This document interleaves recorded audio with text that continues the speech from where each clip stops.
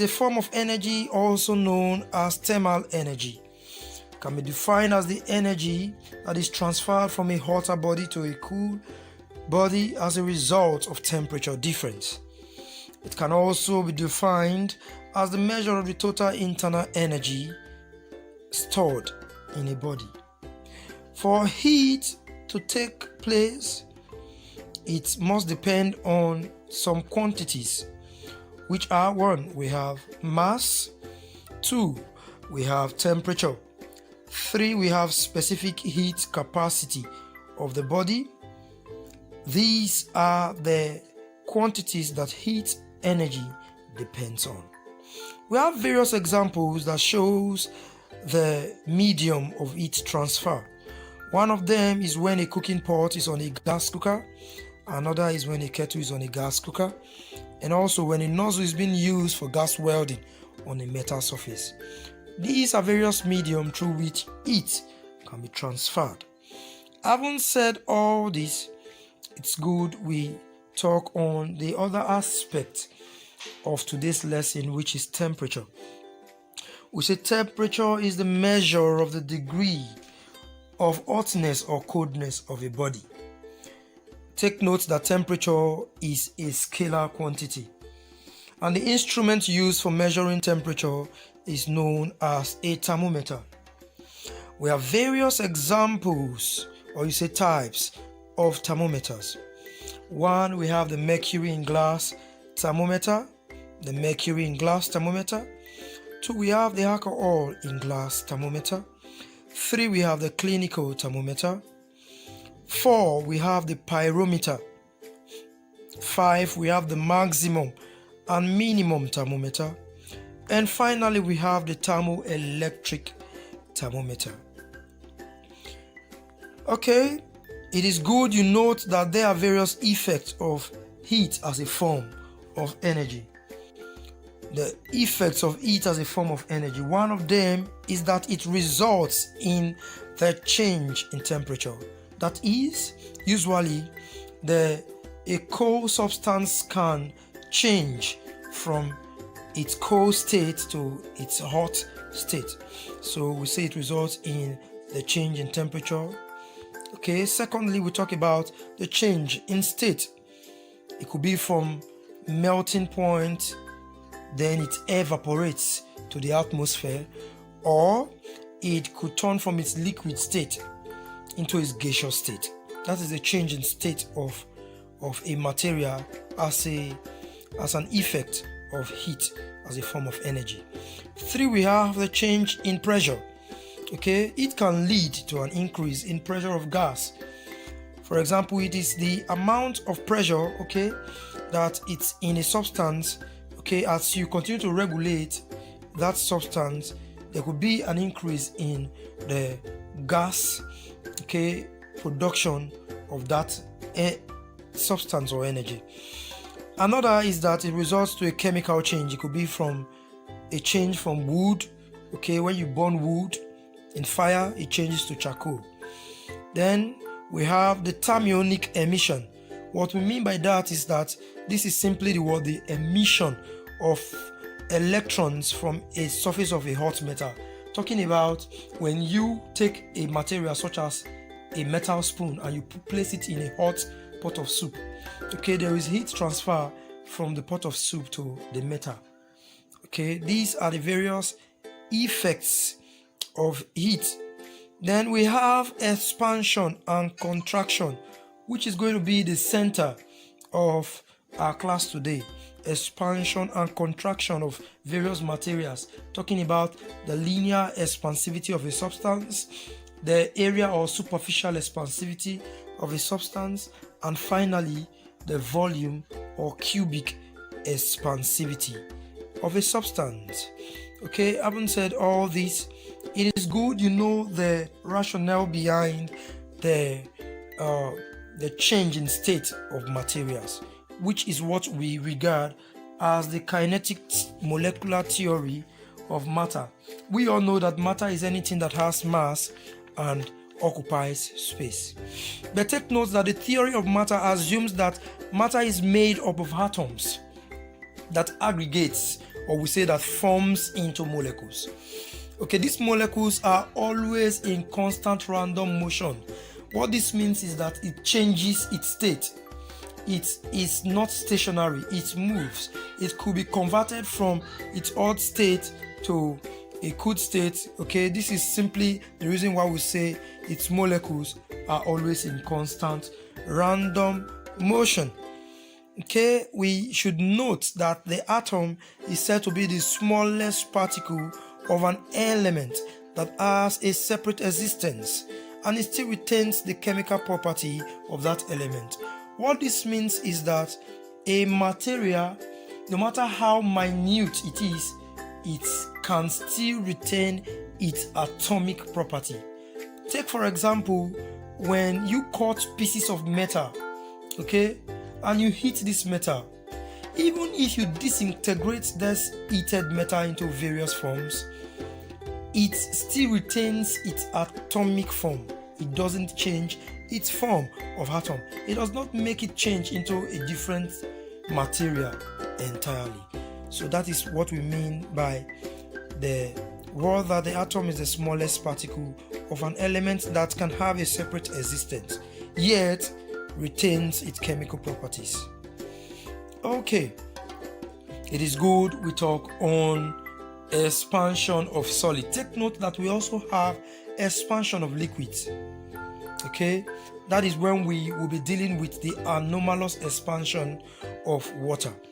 Okay, but talking on the expansion of solids, we say when a solid is heated, it expands, and when it is cooled, it contracts. This can be demonstrated using an experiment of a ball and a ring. Okay, this experiment explains when you heat a metal, say a ball. When you heat a metal, say a ball, and the ring is being heated, the ball is capable of passing through the metal, but as at that state when that metal wasn't heated in the very first place, the ball may not be able to pass through the ring. But as at the time that this ring is being heated, this ball can conveniently pass through the metal, even though they have the same width. Now we shall be talking on thermal expansion. We said thermal expansion is the increase in the dimension of a body due to its increase in its temperature. Now, thermal expansion is divided into three. One, we have the linear expansivity. Two, we have the area or superficial expansivity. And lastly, we have the volume expansivity, or you call it cubic expansivity. Now, coming to the first, which is the linear expansivity, you would agree with me that when we started this lesson, I made known that once a material, a solid material to be precise, is being heated, there is what we call expansion of that material because of the heating. So, if you want to calculate such material, just take note that you consider the length of the material and the increase in its length. This now brings us to formulating the expression for linear expansivity.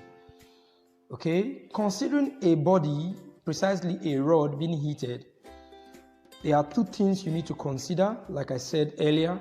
First, the length of the material and its change in length. But do not forget that this material will require the temperature of heating to take place. So, that is why we say the change in length is directly proportional to its change in temperature. And also the change in length is directly proportional to its length.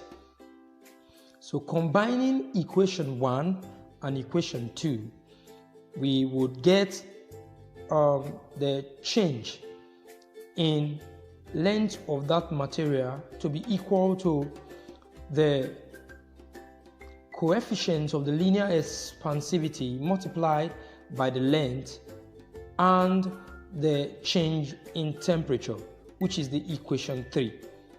Now, when you combine equation 2 and 3, finally, you are going to arrive at a new length, which when I started, I made mention of that for a material that is heated, there is a length and the increase in length. So by the time you add up equation 1 and 2 together, you get that the new length is equal to the original length plus the coefficient of the expansivity multiplied by the length, okay, times the change in length. Okay, by factorization, we'll have that the new length is equal to length, bracket open, 1 plus the coefficient of the linear expansivity times the temperature difference. Okay, take note that the alpha is also what we call the coefficient of the linear expansivity. So, when we have studied this closely, we can now talk about linear expansion, or you call it linear expansivity. By definition, we say the linear expansivity of a substance is defined as the increase in length of the material per unit length of the material per degree rise in its temperature. I come again, I say the linear expansivity of a substance is defined as the increase in length of that substance per unit length per degree rise in temperature. Take note that the coefficient of the the coefficient of the linear expansion, like I said earlier, is alpha. So considering two materials, copper and glass, okay, their linear expansivity differs. You can see right here that we have various materials. We have aluminium, brass, iron, copper, silver, gold, and glass. And you see the value for their expansivity by the right side. Okay? Now, when we consider copper and glass, you agree with me that copper has an expansivity of 1.7 times 10 raised to the power of minus 5, and the unit is per Kelvin. Okay, it's per Kelvin. While for glass, we have 0.32 times 10 raised to the power of minus 5 per Kelvin. Okay, these are the values for the linear expansivity for copper and glass. Okay, now what this means is that copper has a greater expansion to glass because the value for copper is higher. Okay, when we now consider a material such that we multiply its expansivity by 5, let's say copper, we'll find out that copper will expand about 5 times more than glass for the same rise in temperature. That is why we study the term expansion of solids, so that you will be able to pick materials, or you select materials each time you want to carry out a particular job. Now we're going to move on to some questions on linear expansivity. Remember that the formula is change in length equal to alpha times original length times change in temperature. Okay, example 1. An aluminium bar is 1.25 meters long at 20 degrees Celsius. The coefficient of the linear expansion is 25 times 10 raised to the power of minus 6 degree per degree Celsius. If the temperature is increased to 75 degrees Celsius, how much will the length of the bar change? And what is the new length of the bar at this temperature? Now, the change in length is equal to alpha times original length times change in temperature.